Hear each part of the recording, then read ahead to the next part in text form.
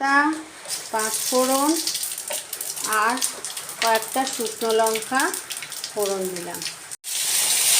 আলু ছোট ছোট করে কেটে রেখেছিলাম, ভেজে নেব। আদা একটু ছেঁচে রেখেছি, দিয়ে দেবো।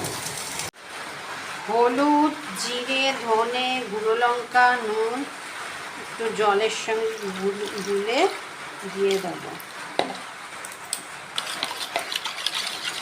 মশলা গোলাটা দিয়ে দেবো।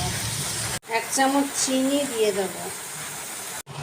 আলুটাকে একটু ম্যাশড করে নেব পিষনিটা দিয়ে। মোচাটাকে সেদ্ধ করে রেখেছি, দিয়ে দিলাম। পিষনিটা দিয়ে ভালো করে পিষে নেব। শুকনো শুকনো হয়ে এসছে, এবার কয়েকটা কাঁচা লঙ্কা ছড়িয়ে নামিয়ে নেব। উপর থেকে একটু সর্ষের তেল ছড়িয়ে দেবো, করে নামিয়ে নেব। মোচাটা আমার এরম হয়েছে, শুকনো শুকনো।